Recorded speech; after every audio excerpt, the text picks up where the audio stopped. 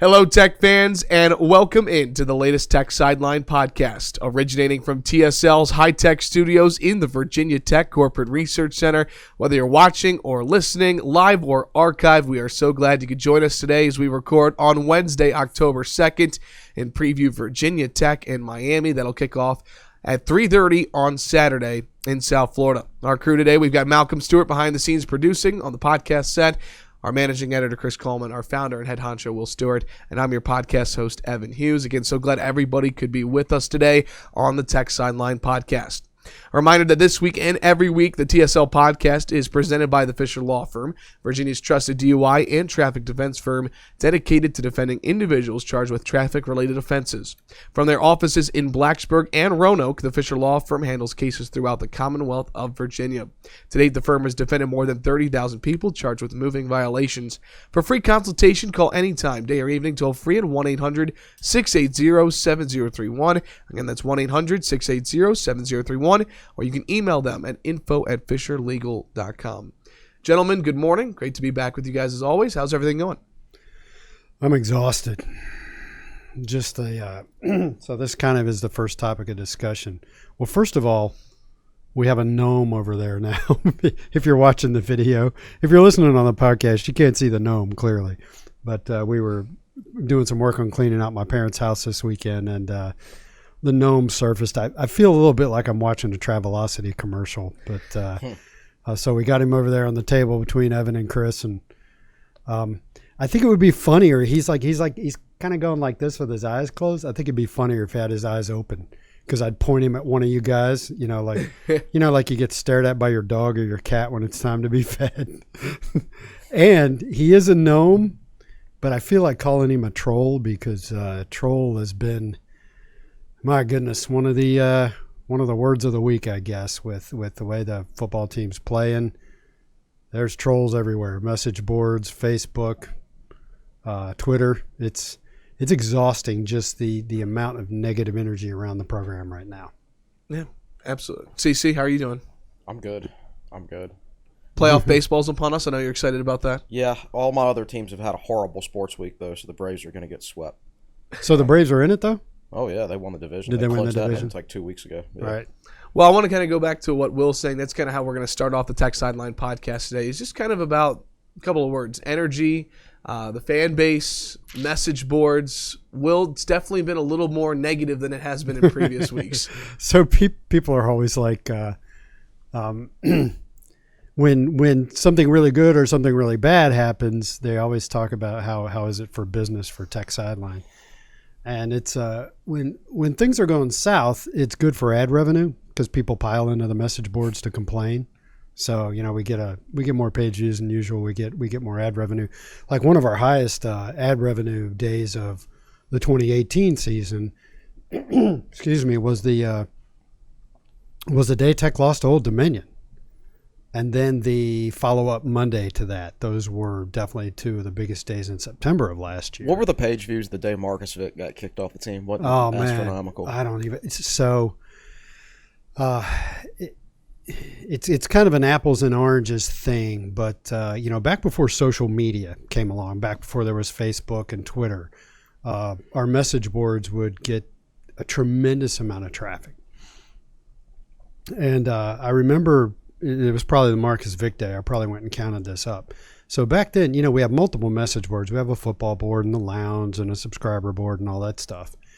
And back then, I used to be able to fairly easily in a day see how many posts you were getting on any individual board.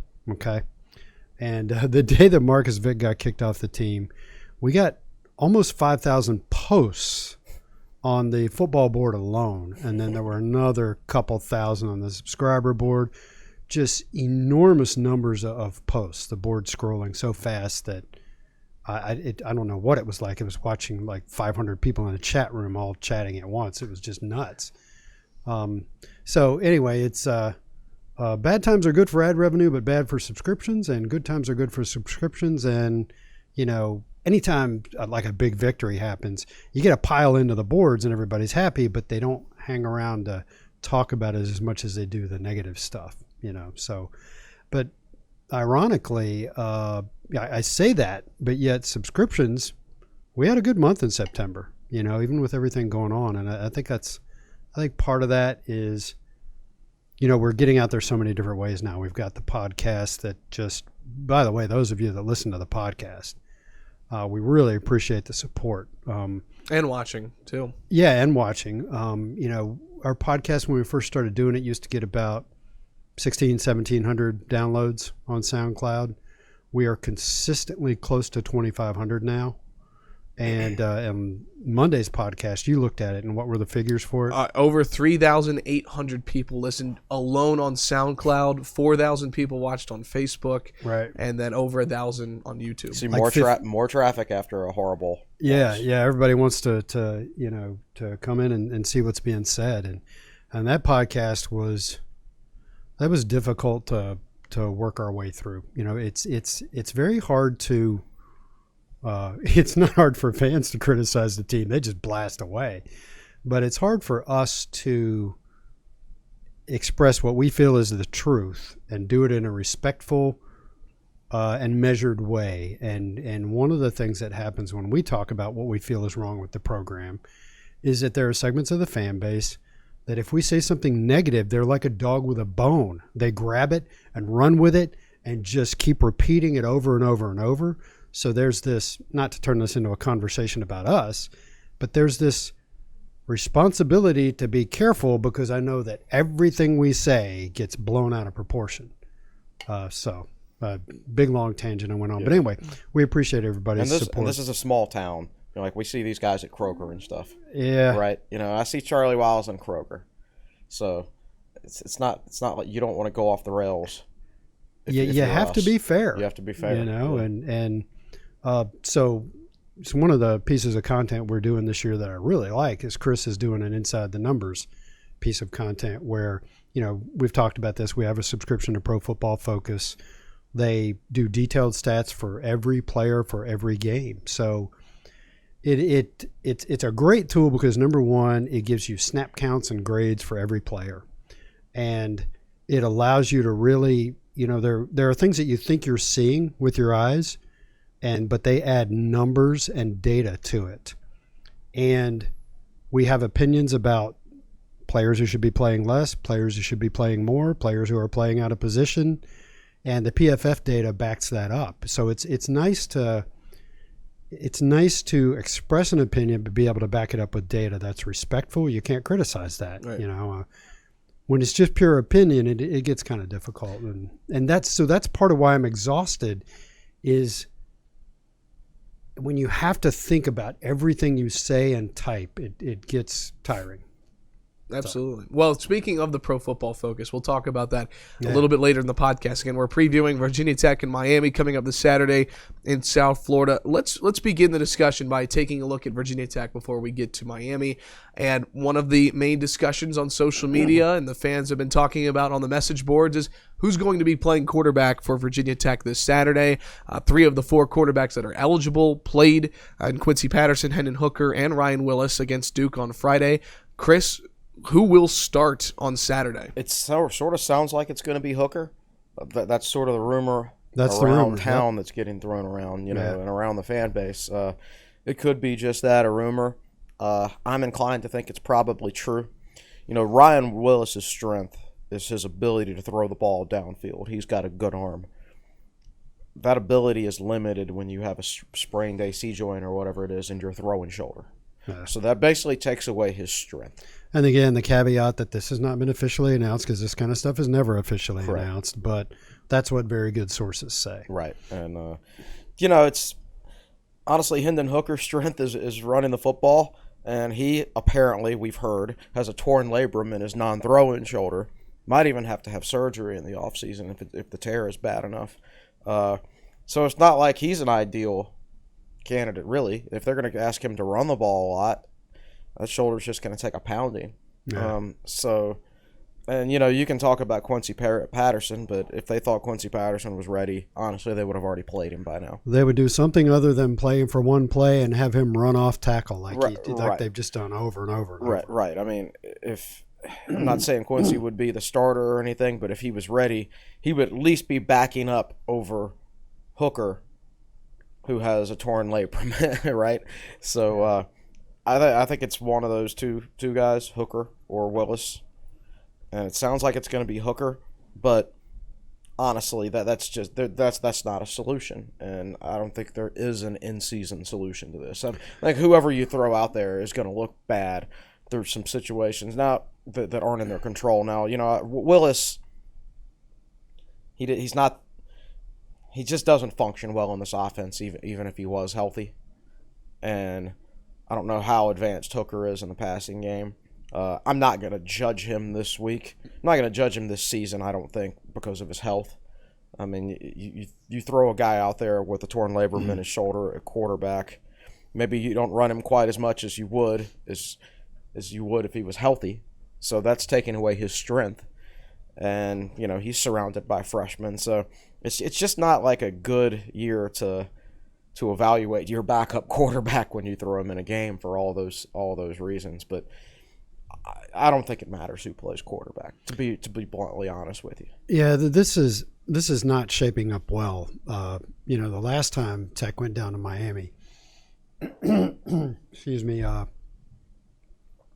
2017. If you can do me a favor and pull up the 2017 schedule and results while I'm talking, because I wanted to research this before we started recording and didn't get a chance to.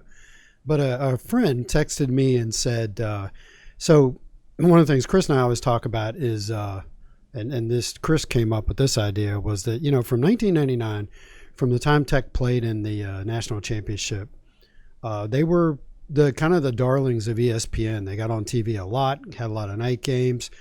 Tech was, I looked it up the other day, from 99 through 2005, Tech at some point in the season was in the top 5 every year. Except 2004. So and they were in the top 10 that year. Right. At one point. At one point. Finished in the top 10. So, but that all ended when Miami rolled in here in the 2005 season and curb stomped Tech, and it was never quite the same after that. And it was the biggest game in Lane Stadium history, I would say. Yeah. And Tech pooped right there on Lane Stadium on Worsham Field. Marcus Fick specifically. So, but a friend of mine texted me and he said, this program was doing great under Fuente so tell me that 2017 Miami game in Coral Gables, what was Tech's record and ranking? So Virginia Tech was ranked 13th going into that game. It was the night game on ESPN or ABC, and then Miami was ranked 9th. Going into that game, Virginia Tech was 4, 5, 6. They were 7-1. With the one loss to Clemson. So in 2016, you go 10-4. Mm-hmm. In 2017, you start out 7-1. So that's 17-5 to that point for Justin Fuente. Mm-hmm. And they finished 9-4 in 2017. Right, but 17-5, right. And they go down there and they lose. Now that game, I think the score ended up kind of lopsided. It was 28-10. The defense played fine. The offense couldn't do much. The problem is they left Jackson in there too long and he got hurt. Well, but before that, there was a critical moment in that game where Jackson hit Sean Savoy, I believe, with a pass down the middle at the goal line, and he was headed towards a touchdown and got hit and fumbled. Right. So Tech, I agree. My memory is that Tech got just smashed offensively, that they couldn't do much against Miami's defense. So the reason I'm telling this whole story and bringing this up is that what I remember about that game was that the new configuration of Hard Rock Stadium, I think that's what it's called, was new that year. Mm. And it was a very smart design from the standpoint that the Miami Dolphins and the Miami Hurricanes aren't drawn all that well, but the new design kind of, excuse me, trapped the sound really well. Now, Miami did have a good crowd that night. I think the place might have even been full. So it was just a very difficult environment for Virginia Tech, and they kind of melted down, didn't make plays, and just didn't do well that night. That was 2 years ago, and for example, Chris has done the research and can back me up on this. Miami's starting 3 linebackers right now that are juniors or seniors. All seniors. They've all started since they were true freshmen, although one of them doesn't start this year. They've gone with a different style defense. So one of their backup linebackers is a senior with 31 career starts. Wow. And one of their backup defensive ends is redshirt senior Trevon Hill with however many starts. Right. So this defensively, at least, is a more stout team than the one Tech played in 2017, and Tech was a better team in 2017. So this does not look good. If you're an optimistic fan, you always want to believe that they're going to pull some sort of rabbit out of a hat, but I just don't think there are many options here, and the quarterbacks are too injured. Well, something good has to happen early. They obviously sort of packed it in on Friday night when something bad happened early, the fumble. Something good has to happen to them early. Like Miami, that freshman quarterback needs to throw his first interception of the year, and Tech needs to score a touchdown off of it. Give them some confidence early in the game. And if Tech does get down 7-3 or 10-3 or 10-0 or something like that, the defense can't check out. They have to keep playing because this Miami offense is bad. Yeah, it is not good. They cannot run the football. They've gotten sacked 18 times this year. They have 2 freshman tackles, is that right? They have a true freshman left tackle who was horrible. And then they have a true according to the PFF grades. According to the PFF grades. This kid grades out. Well, and according to my own eyes against Florida, he just got annihilated. Yeah. But and then the right guard's also a true freshman. He's done okay. But overall, their offensive line is not good, and they're blocking for a redshirt freshman quarterback. Williams has done well. Jaron Williams has done well when he's had time. His numbers are pretty good, like 72% completion rate, 7 touchdowns, no interceptions. But they really struggled offensively against Central Michigan a couple of weeks ago in their last game. They only scored 17 points, had 305 yards, something like that. Yeah. Yep. And so this is a game that Virginia Tech can be in this football game. The defense can't check out, though.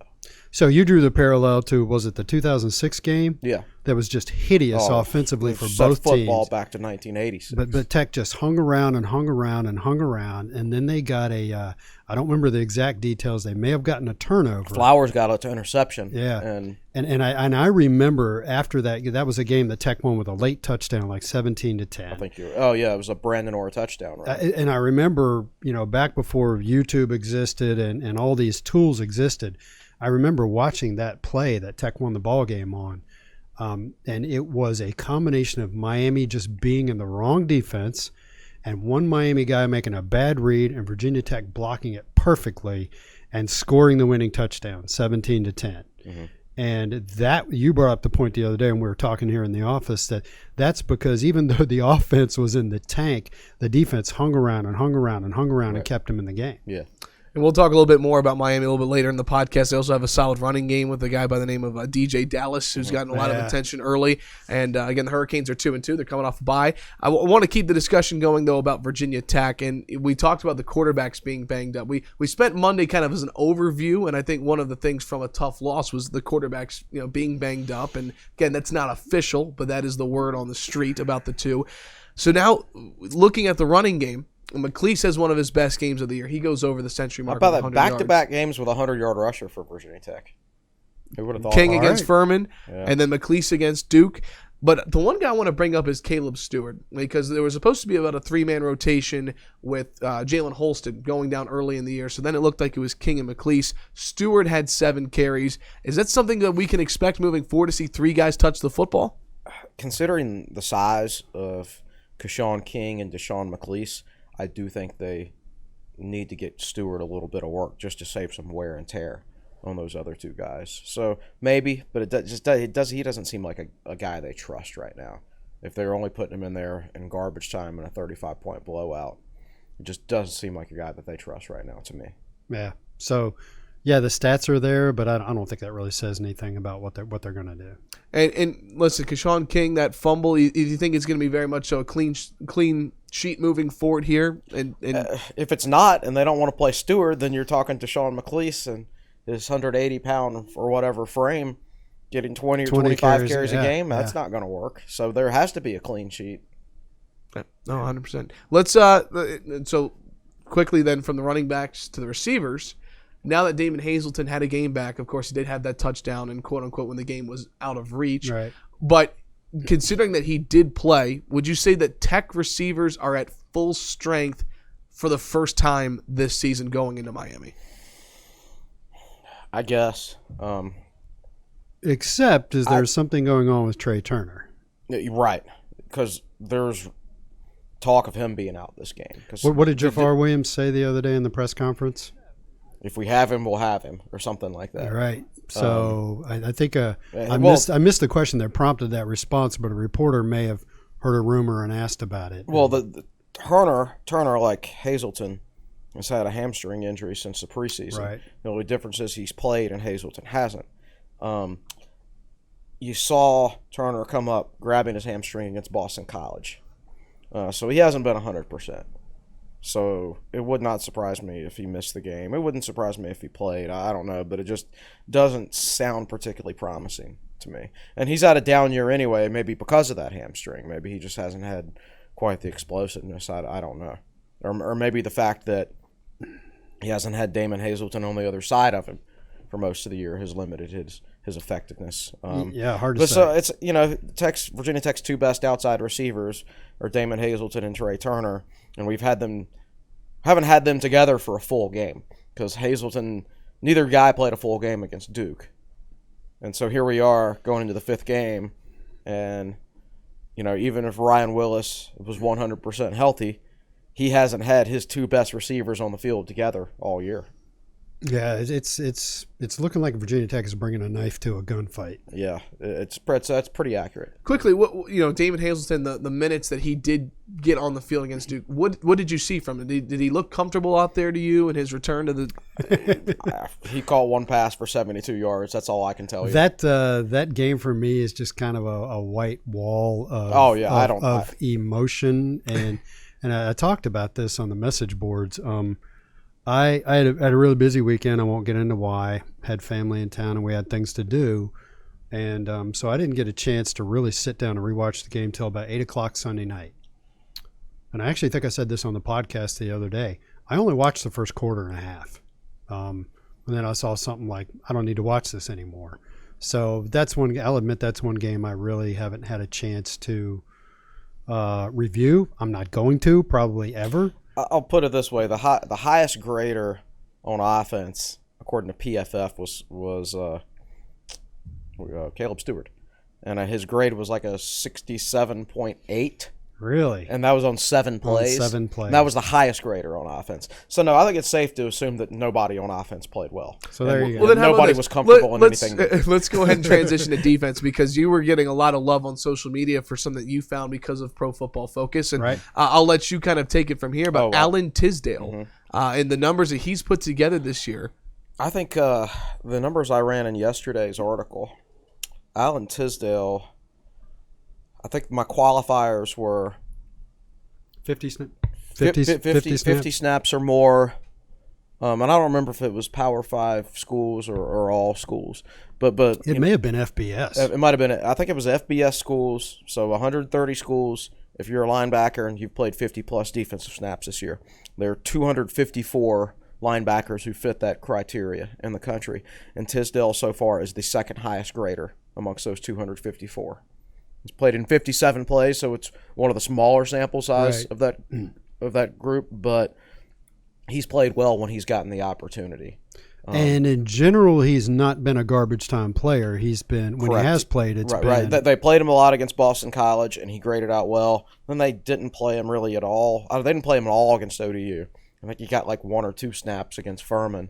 And then he split reps 50-50 with Dax the other night. Exactly 50-50. 35 he to and 35. Dax had the same number of snaps. And the grades aren't close. Didn't Tisdale grade out at a 90? 90.1. Dax was a 55.0. Right. This isn't a Dax bashing fest, by the way. Right. Because Dax is a great Hokie, works really hard. He's a team leader. The guy's playing out of position. He's playing backer. He's what probably Rayshard Ashby would look like if you moved him to backer. It's just not a natural fit. And you have seen Rayshard Ashby in space a few times. Right, and it doesn't look good. He doesn't belong out there. Both those guys should be inside the tackle box linebackers. Yeah. They both need to be playing Mike, right?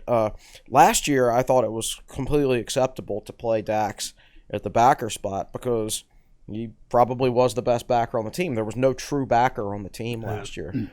There is one true backer on the team right now, and it's Alan Tisdale, and he's playing like it. So, to me, that means if the only reason is you moved Dax to backer in the first place is because he was the best player there, he was your only guy who could fit there, then that doesn't hold water anymore because you have a player who can play there now. And Dax doesn't have to play out of position anymore. I would move Dax back to Mike and either get him some playing time behind Rayshard Ashby or just redshirt him. Redshirt preferably. And of course, no, always be red shirt. Right? So those of you who play the drinking game, whenever Chris says red shirt, I know it's only 10:03 in the morning, but go ahead. There's nothing wrong with day drinking. It's 5 o'clock somewhere. Maybe I'm out on Wednesday. So Tisdale stood out, and then before we kind of wrap up Virginia Tech, it's worth bringing up Deshaun Crawford. And I know in the Inside the Numbers article, he'll be featured. A guy who's a JUCO guy on the defensive line. Yeah. How has he progressed, and how is he grading? He's everything I thought he would be. Just a really good fit for our system. He plays really hard. When we talk about, and keep in mind, this is not just us saying this. Bud Foster said this after the game. Justin Fuentes said this after the game, and I think on his Monday press conference. They mentally checked. The defense mentally checked out, but both sides of the ball. But you could specifically see a drop off in defensive play after Duke took the lead, and they didn't respond to adversity. Collectively, that's true. Now, there were some individual performances that were quite good. Deshaun Crawford played till the end of the game and stayed mentally engaged. Tywan Garbett did too. He played a good game in his first game back from injury after only playing 6 games against Boston College. So it was good to have those two guys back. I love Crawford. Nobody wanted him out of high school. He was a Defensive Player of the Year in the state of Mississippi, but he was a 250-pound defensive tackle. This sounds like an old-school Virginia Tech recruit, right? I know. It's kind of it sounds like Jack Tyler, except he's a defensive tackle instead of a linebacker. Wow. Just undersized, and nobody wanted him. Sounds like Corey Moore, right, except he was a tiny defensive end. Right, so he had to go JUCO. And 2 years at JUCO, he got up to around 270 pounds, was originally committed to Troy, still on the small side. But small defensive tackles, they can have success in Virginia Tech's system. And Tech needed a guy, so they took him. He's up to 290 now. It's worked out really, really well. I think he's a good player.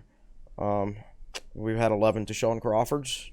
Tough to beat. Yeah, we sit here and excuse me, we need them both on both sides of the ball. So we sit here and we talk about, and we spent a lot of time Monday talking about possible staff changes and things like that. This team is struggling right now, but I see some pieces that you can build on. Absolutely. I think Garbett's good. Obviously, Crawford is good. Tisdale, with the proper player development, I like Shamari Connor, Caleb Farley, Jermaine Waller. I like all those guys for the most part. Jalen Griffin. I think under the right tutelage next year, our defense has a chance to be really good. David Blackwell. Come on down. Yep. Mari Barno just waiting to play that bandit position. The bandit. So we have been critical of defensive recruiting over the last few years, and especially this year. Mm-hmm. But the fact of the matter is there's a lot of tools there to work with. Right. There are. So I feel pretty good about that. As far as Crawford goes, people have probably noticed that I've changed my tune about recruiting recently, and how this takes a specific type of player. Highly touted players obviously can succeed at Virginia Tech. It's happened plenty of times before. But in general, our program is built on the Deshaun Crawford types. Deshaun Crawford came from junior college. Some of those junior colleges, they don't even have AC in the locker room. Well, it gets back to what Buzz Williams said about JUCO guys. Right. And go ahead. Yeah, exactly right. So where a regular recruit might come on a visit to Virginia Tech and think, oh, man, their football facilities aren't as good as NC State's or Clemson's, and they don't have a $250,000 or $250 million facility with an actual beach on Lake Michigan, like Northwestern of all teams has these days. Virginia Tech doesn't have any of that stuff. Research, is it called Northwestern's football facility or something? Yeah, new $250 million football facility. Crazy. It's insane. It's shouldn't even be legal, but whatever.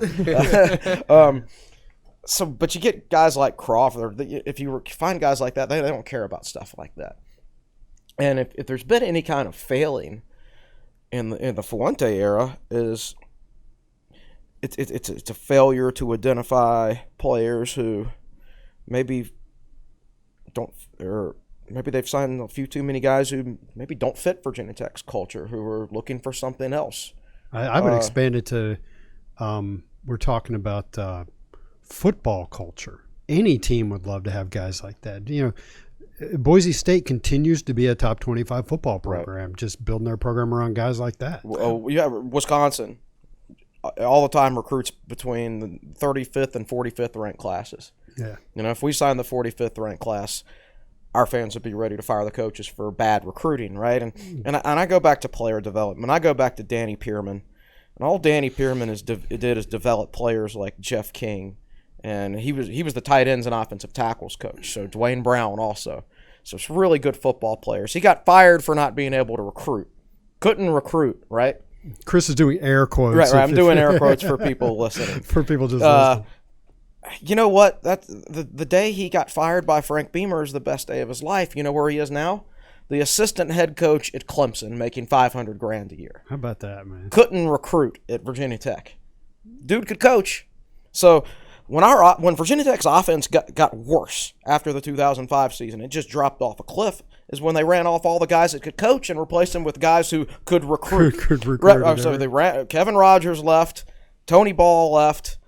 Kevin Rogers, who coached in the NFL, and I've always heard that he said off the record that Danny Pearman was the best offensive coach on that staff, and we ran him off because he couldn't recruit. And guess what? Those guys finished outside the top 100 in total offense 3 years in a row after that. So be careful what you wish for when you want to get an ace recruiter. Right? Lots of air they quotes. They gotta be able to coach and develop talent at Virginia Tech. That's the number one thing. Lots of air quotes being used by CC. That'll take us to a timeout here on the Tech Sideline podcast. We'll step aside, and when we come back, we take a quick look at Miami. We get to predictions, and we'll get to your questions as well on Facebook. This is the Tech Sideline podcast presented by the Fisher Law Firm. Welcome back to the Tech Sideline podcast, presented each and every week by the Fisher Law Firm. We've got Malcolm Stewart behind the scenes producing, Will Stewart on set with Chris Coleman.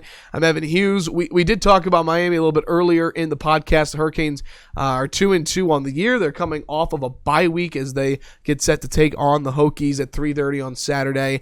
The identity of this team, clearly defense with Manny Diaz, a defensive coordinator, now the head coach. No question. So many talented players returning on that defensive side of the ball. Guys like Shaq Quarterman, G. Hall, Michael Pickney. Lots of talent on the defensive side. Yeah, lots of talent, lots of experience. I mean, you got senior backups. That's right. Trevon Hill's a backup. Trevon Hill was Virginia Tech's best defensive lineman, right? He's a backup for Miami. He's got 2 tackles for loss and 1 sack on the year. Yeah, he's not racking up a lot of stats. Right. He's a good player. Absolutely. It wouldn't shock me if they gave him a token start this week and let him play majority of the reps. That guy's head might explode. It might. No, I do think Virginia Tech would be wise to, maybe try some misdirection stuff at him, because I think he's going to be fired up and challenge his discipline in this game. Right. See if you can't get a 15-yard penalty, or see if he heads up field on a draw play and then you run it right inside of him and things like that. I'm grasping at straws here. Just trying, man. So I'm trying to envision a way that Virginia Tech is going to score against Miami, and I actually just can't picture it in my mind. I'm not saying they're going to get shut out. I'm not picking them to get shut out. They scored a touchdown against Duke when Duke blew a coverage. That's the only way Tech scored a touchdown against Duke. But it's hard to get shut out. I mean, Tech hasn't been shut out since 1995.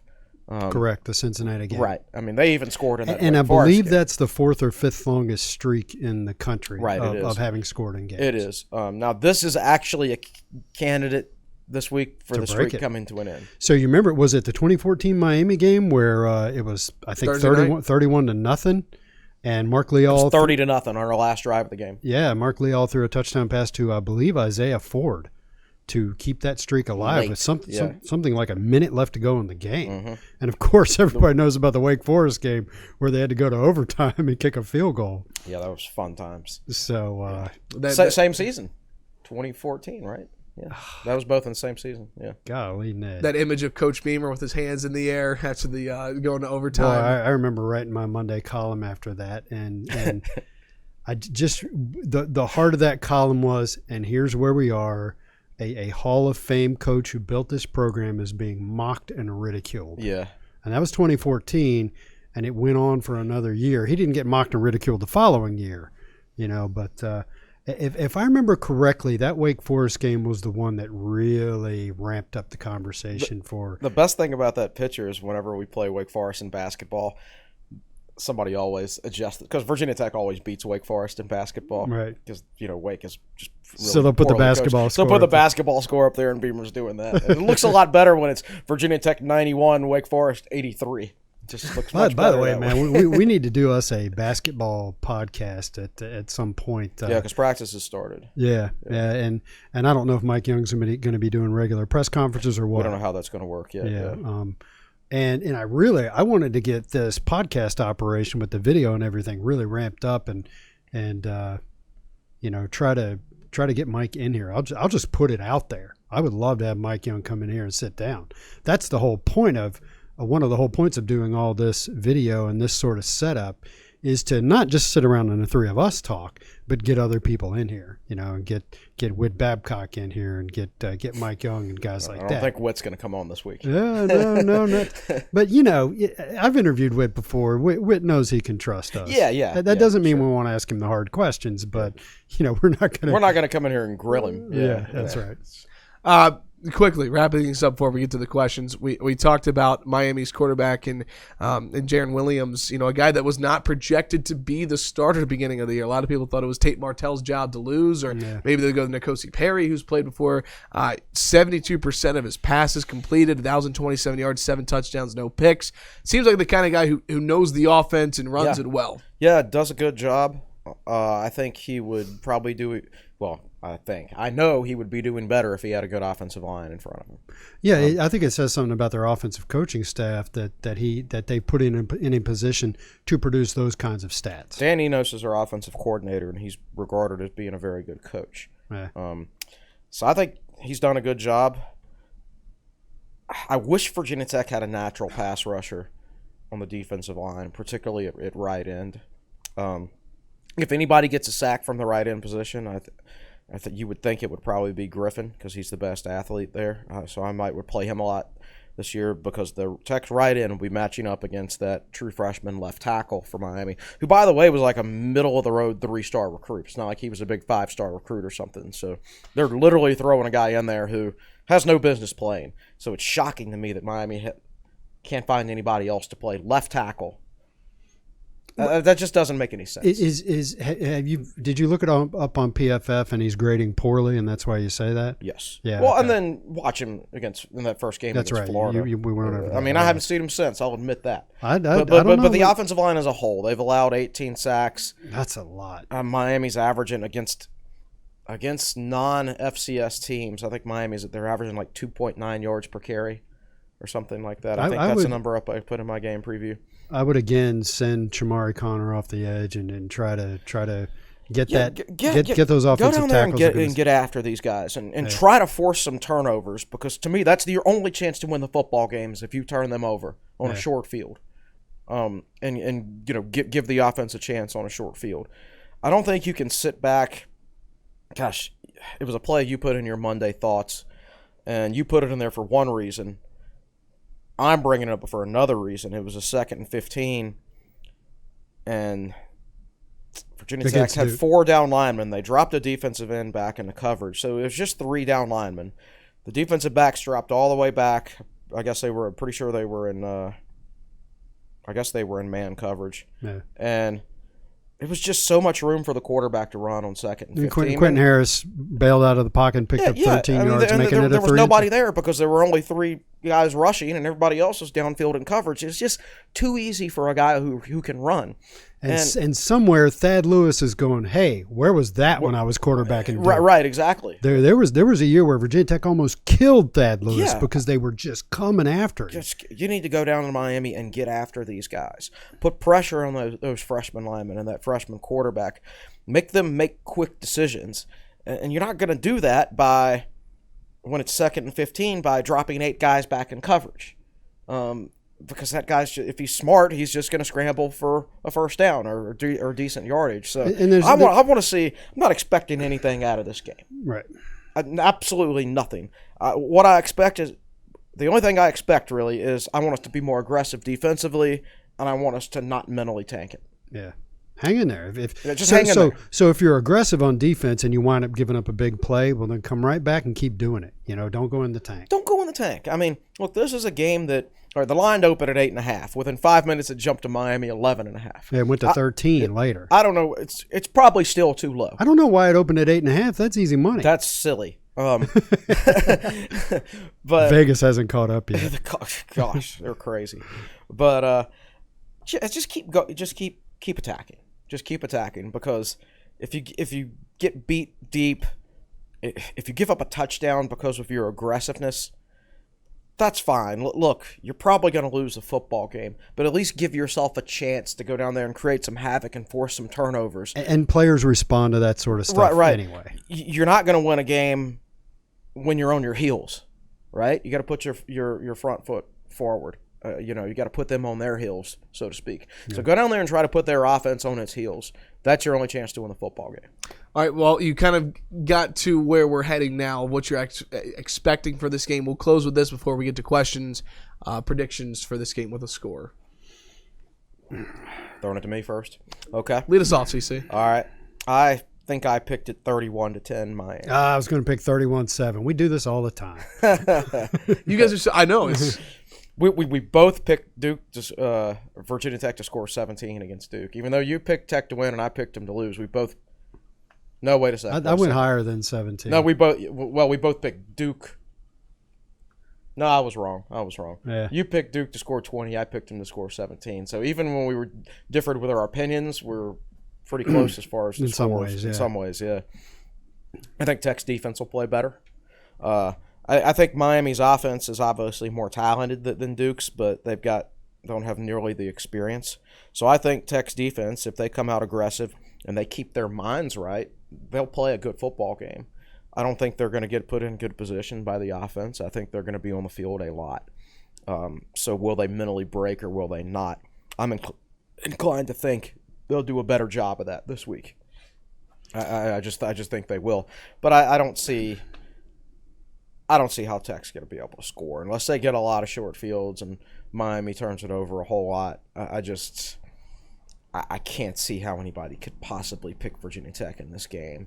I can't even unless Miami screws it up. I can't see how it'd even be close. Usually we can see a path to victory, and I don't really see one see here. One either. It's a number 13 defense in the country playing at home at their place. It's not a true night game. It starts at 3:30.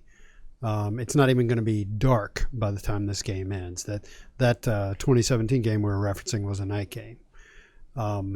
But I'll a score somewhere along the lines of that. Now, if this thing snowballs and becomes a 40 or 50 point outing for Miami, that's a really bad thing because I think Tech's defense, if it stays in the game, is good enough to keep this thing close and manageable. Yeah. But if they I think what I'm trying to say is if what we saw against Duke happens down at Miami, it's going to be worse than 45-10. Although it's hard to imagine it being worse than 45. Yeah, what's worse than 45-10? I'm not sure Miami's offense is good enough to be worse, to make it worse than that. But Tech. Let me also add, Tech has to be good on special teams. This game late in the third quarter last year was 24-14. Miami. Yeah. Tech was hanging in there. They were playing pretty well defensively. They actually led that game 14-10 at one point. Yeah. Then they coughed up some special teams plays, right? Jeff Thomas returned a punt for a touchdown to make it 31-14 with about 5 minutes left in the third quarter, and that was it. Jeff Thomas is still their return man. Yeah. He's a legit 4.3 40 guy, really fast. So look for him on offense as their kick returner and their punt returner. Can't give up a big play on special teams to him. If you do, that's just tossing them 7 free points, and Virginia Tech cannot afford to give anybody free points. Yeah. So did you have the same score prediction as Chris? Yeah, pretty much. I'll when we do our game preview later today, I'll put a number on it. A tease to go to techsideline.com later in the day. There Correct. you go. Yes, come to techsideline.com to see how many points Will Stewart thinks we're going to lose by. That's an incentive. That's a draw. Let's turn it over to Malcolm Stewart, our producer behind the scenes. Malcolm, how's it going, and what's going on Facebook today? It's going well. Don Mason actually asked about something I already wanted y'all's opinion on. Have you seen the College Game Day Crew video about absolutely. Virginia Tech? Yeah. So that has been removed from Twitter. Yeah, I was gonna say. Oh, it can't was. find It's been deleted. It was Hokie Fillmore, I think, who tweeted it out. I'm not even sure where he got it. I think it was off of Chris Fowler's Instagram or something like that. All right. It is Fowler and Herb Street and the Bear on a plane. Had to be. You know, wow, how do I put this? Herb Street at least looked like he'd had a few. And not egregiously so, but he wasn't his normal Herbie self. So Fowler starts out by saying, you know, what is going on down in Blacksburg, and he turns the camera on Herb Street, and Herb Street gets these really big eyes and says quietly, "It's bad. Oh, it's bad." You know, and then they talk about Virginia Tech getting smoked 45-10. So what was the actual question, Malcolm? just how bad of a look was it? What did you think? Oh, that was a bad. It was a bad look. I mean, but it was spoken. These guys have an affection for Virginia Tech. They do, and it was them saying, "Hang in there, Tech fans." Yeah, you know, I mean, it was 24 months ago when they were in Blacksburg for game day for Clemson, right? Just 24 months ago. It was just 12 months ago where they probably would have been in Blacksburg for game day if Tech had beaten Old Dominion. Right. They would have been there for the Notre Dame game. It would have been 2 top 10 teams. Heck, imagine that. That 12 months ago. Yeah. So I don't know. I just you're throwing fuel on the fire at that point. But what's that Dierks Bentley song? "Drunk on a Plane." That's sort of what that's sort of what I thought when I first saw the video. Yeah, when I saw Herb Street, I was like, okay, you work hard, you deserve a good time on the plane on the way home. Oh my gosh. What else, Malcolm? What else we got? That was a great question. Quick shout out to Dave DeCerbo. He found it. It's still on Twitter somewhere. Oh, okay. So he linked it in the Facebook chat. Okay, so he linked it in the Facebook chat, and I guess, you know, if you want to, I think he could put it on Instagram or something. It's on Twitter. Oh, he will. Don't Yeah. worry. Yeah, it'll be available, and you can find it. We'll put it that way. Do you think we'll see a more balanced offense this weekend? No. If they play Hooker, If they play Hooker, I mean, they're going to try to run the football. They probably shouldn't with his injured shoulder, but they probably shouldn't try to throw it either because I don't think he's So that what are you guy. gonna do? Yeah, there's nothing you can do at this point. Right. Stop thinking about this year. I mean, it's just there's not a button you can push that's going to turn this season around, I don't think. And so I don't want to spend a lot of time talking about this, but I do want to counsel Tech fans. You're not used to looking at this. I get it. It's been a long time since Virginia Tech was getting pounded like this, and it looked like a 3-9 or 4-8 season. These things happen. This season's not good. Who knows what's going to happen? Just as silly as this sounds, relax. Okay. Yeah. Nothing. There is no quick fix for this. There is no magic wand. When Fuente did the press conference the other day, the reporters started asking him, "You're going to change up this, change up that," and his answer was basically no. You could. There's no quick fixes here, guys. Right, and that doesn't mean he's not going to change anything at the end of the season. Because Frank Beamer went to the very last interview of the 2012 season saying no changes, no changes, no changes, and then boom, fired everybody. Then he cleaned house. You're not going to say that in the middle of the season because you don't want your current coaches to quit coaching. Okay, so he's not going to say anything about the future right now during the middle of the season. So don't expect him to do that because he wants the guys, the assistants he has right now, to stay engaged. So slow your roll. Right. Take it easy on the coach and the players, as easy as you can. I know this is emotional stuff if you have a lot of time and money invested in the program, but take the long view, okay? Right. All right. That would be my... This is welcome to how 95% of college football has lived. So I mean, Tech has been to a bowl 25 years in a row, something like that. 26. 26. Even your really good programs out there, like Michigan State went 3-9 one year. It happens. It happens. It was right after they made the college football playoff, I believe. Yeah, They the went year after that. Correct. Yeah, right. They lost Connor Cook. They lost a bunch of their So players. they go from the playoffs to 3-9. Yeah. So there's more.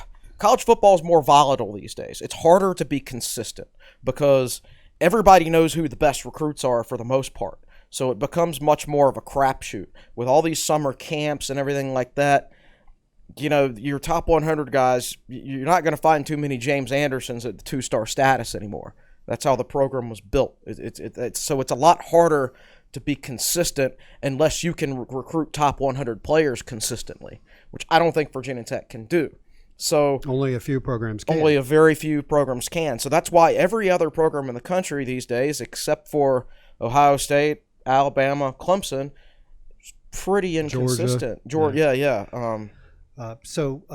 So we're doing, if you've been on the website, you've seen us promo this. We're doing a big tailgate up at Notre Dame with an outfit called Tailgate the Bend. Right. So if you want to find out more about it, Google Tailgate the Bend, Tech Sideline. Notre Dame's another example, man. That year Virginia Tech won in South Bend 2016. They were bad. Notre Dame went 5-7. Well, I thought it was 4-8. Maybe it was 4-8. But they were not a good football Yeah, I think team. you were right. I think they were 4-8. Guess what? Like 2 years later, they were in the playoffs. So we're promoting Notre this Dame. tailgate, and we're working with the guys at Tailgate the Bend, and so we got in this email conversation yesterday, and we've sold 120, 130 tickets, and that's fantastic. it. And they usually get massive crowds for these tailgates that they do for visiting teams, like 750, 1,000 people. So I told him, I said, sorry, it's not going better, but Tech fans are in a big funk right now, And I said, if they keep playing like this, you'll see it when Tech comes up there. They're just not a good football team right now. And he said, oh, I get it. That was Notre Dame in the entire 2000s, cycling through coaches and pointing fingers, So yeah, this is college football. This is what it means to be a fan. This is your program. You've always been here. You'll be here afterwards. The fans are the one constant in all of this, so it's not fun when this sort of thing happens, but hang in there. And I thought that was a great way you closed your Monday Thoughts articles. Yeah, it was what you just said right there. And I don't want to get preachy, and I'm not wagging my finger. I'm just saying, you've never been through this before. I get it. Most of you, the last time Virginia Tech fired a coach because the team was bad was 1977. I wasn't alive. Right. He wasn't alive. I wasn't close to 75% of our room right now wasn't alive. You were in high school, right? I was 13, You so were I was in 13. middle school. Yeah. Anyway, next thing, Malcolm. What are the chances we lose Powell to PSU now that they've offered? I would guess pretty high. Oh, I think. So that's Tyrene Powell. I think anything from a recruiting standpoint is fluid right now. So I certainly think it's possible. He doesn't know who his defensive coordinator is going to be at Virginia Tech. What position does he play? He's either safety, linebacker, maybe whip, one of those spots. He's a versatile guy. Good player, I think. He was the one who was in a car wreck last year and kind of missed a lot of his junior year, and so he didn't get evaluated a lot. I think anything could happen with defensive recruiting. Now, it's technically true that you don't know who your defensive coordinator is going to be at any school you go to, right? Because you never know when a guy could leave. But they know Bud Foster's leaving, right? And that hire's not getting made until December. The vultures are circling. Right. Penn State's they've very been circling. good at the vulture routine. They've been circling this class forever. Yeah. We have straight up heard from someone who has been in a Penn State staff meeting that Franklin is like, all right, now make sure when we're recruiting against Virginia Tech, you point out that Bud Foster's contract is expiring and you don't know who their defensive coordinator is going to be. And that was before he announced his retirement. So Tech has been having to deal with this for months and months and months. So you ask us, what are the chances? We don't know. We just know that Penn State's really good at that recruiting part of the Right. And they've got a lot of ammunition right now. And Justin Fuente has no ammunition to fire back with. When a recruit comes to him and says, Penn State says, you don't know who the defensive coordinator is going to be, what's he supposed to say? Because he doesn't. And he's not going to, if he does, he's not going to tell a recruit. Right, exactly. And you can't hire anybody at this point anyway. So it's a bad situation, and there's nothing anybody can do about it until the season ends. We're just in a giant holding pattern until that comes up. And I know people are going to try to come up with off-the-wall solutions and say they should do that, they should do this. No, there's nothing they can do. Yeah. Literally. You just got to let things play out. Yeah. So we're up to about an hour, right? Yep. So always. You want to do one more? Yeah. Or? We have one more, Malcolm? Yeah. What's your over-under on Trayvon's sack total for Saturday? I think over-under is 1.5. Is it? There's actually a line. Well, for that's me off the top of my head. Oh, yeah, I would agree with that. He's probably going to have one. So what you're really asking is he going to have two or more? Two? Right. So 1.5. That's the over-under. 2.5 is too high for any player these days. Right. Yeah, 1.5's about right. Yeah, so that's your over-under. Well, Now, I'm not going to pick one of those. I'm not going to pick one. But that's your over-under. Thanks to everybody as always on Facebook for providing some great feedback and some great comments. Always enjoy getting to those at the end of the podcast. And as we always do, we actually need to dedicate like almost an entire podcast to just questions. Just questions. Yeah. Absolutely. Talk We've for got about so many 15 minutes, let some questions spool up, and then have at it. Always the toughest question on the podcast. CC, what's coming up on Tech Sideline this week? Brandon Patterson sent an article. I'll be posting that later today. Our game preview will be up later today. Have our usual true freshman report tomorrow, and then a Friday Q&A, and there'll be some various other things thrown in there. Lots of stuff. Fantastic. I've got to get everything done tomorrow in time for the playoff game, which starts at 5. Yeah, good luck to your Braves. Yeah, appreciate it. Wishing you luck. Yeah. So we do need to start doing some wrestling coverage, and we need to start doing some basketball coverage. That's not going to happen this week, but those are the next areas we're going to be moving into. That's on the horizon for sure. Latter part of October. Yeah, Virginia Tech still hasn't announced when basketball media day is going to be yet. So we'll have a better idea I'm of basketball coverage when that happens. Fantastic. Well, gentlemen, as always, appreciate your time. Great times, and we'll look forward to doing it again on Monday. All right. Thanks. All right, that's going to do it for this week's edition of the Tech Sideline Podcast. Hokies and Hurricanes, 3:30 kick in South Florida. Enjoy the game, and we will talk about the game on Monday, right back here Monday morning on the Tech Sideline Podcast. For our producer, Malcolm Stewart, our managing editor, Chris Coleman, our founder and head honcho, Will Stewart. I'm Evan Hughes, podcast host, saying so long. This has been the Tech Sideline Podcast presented by the Fisher Law Firm.